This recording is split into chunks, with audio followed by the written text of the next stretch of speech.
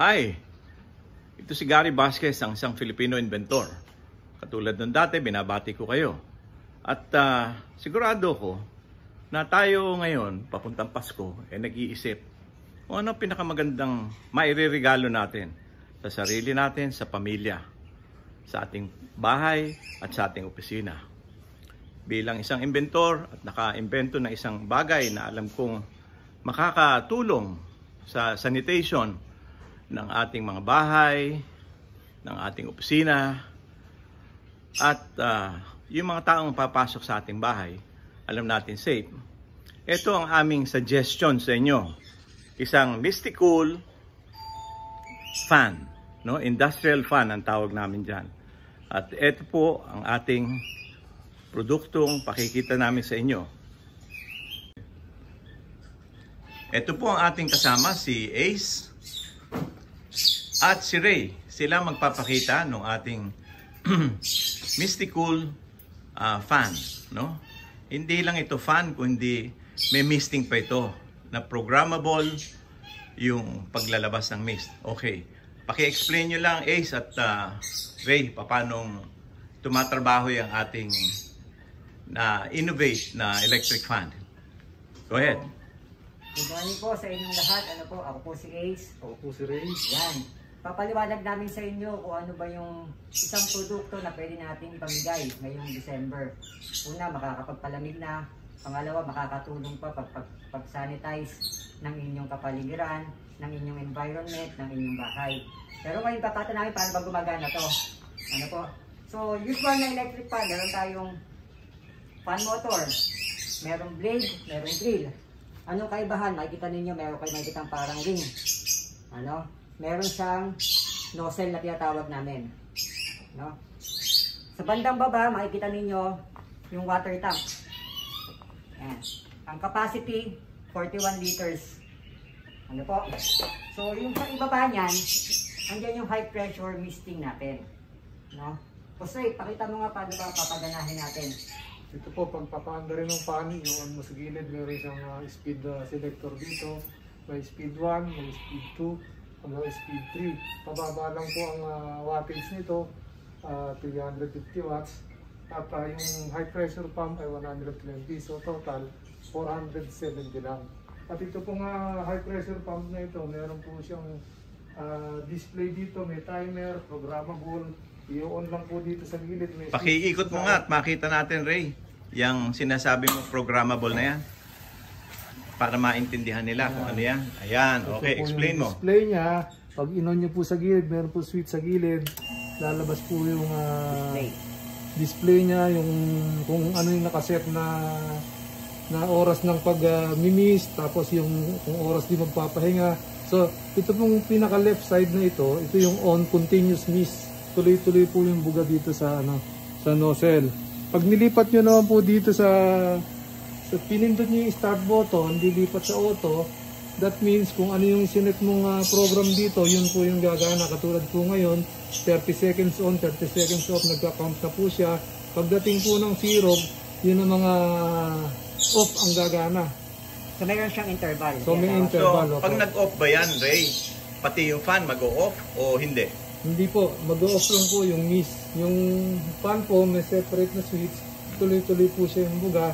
At yun nga po, gagana na siya, mag-count. So sa makatwid, malaking katipiran din yan. Kung lalagyan mo ng disinfectant o lalagyan mo ng tubig. So malaking katipiran ang nagagawa niya. Opo, malaking matitipid natin. Malaking maitutulong. Masasabi ko nga po na kung hanap nyo ay kapaki-pakinabang at magandang regalo, ito na po yung masasabi natin. Regalo para kanino?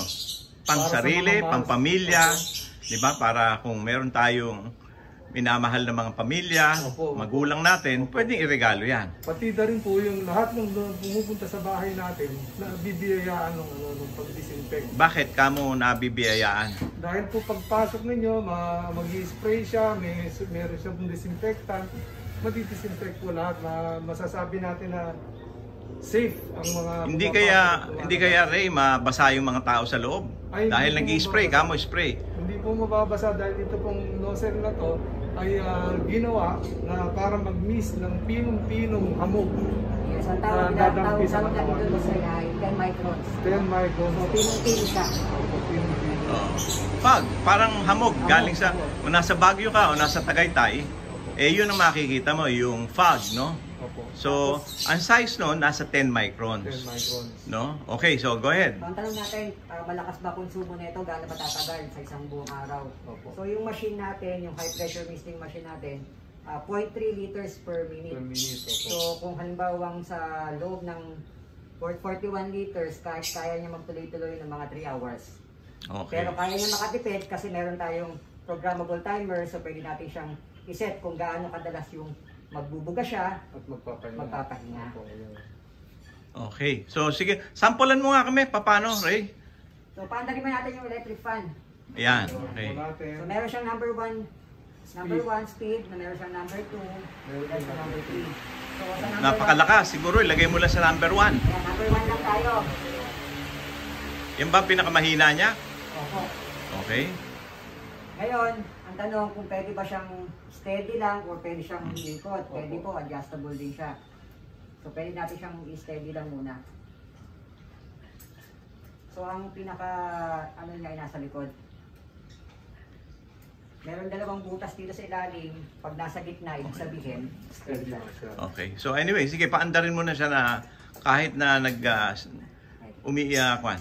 pumapaling kaliwat kanan. So ito number 1 lang. Yan, naka-steady po siya ngayon. Okay. Ngayon po isasabay po yung pagpapaandar ng mist. Okay, paandarin mo nga yung mist. Pipindutin lang po yung button sa gilid. Yan. Nandoon na siya. Ngayon, nakalagumagana po ang timer niya. 30 seconds po. 30 seconds po.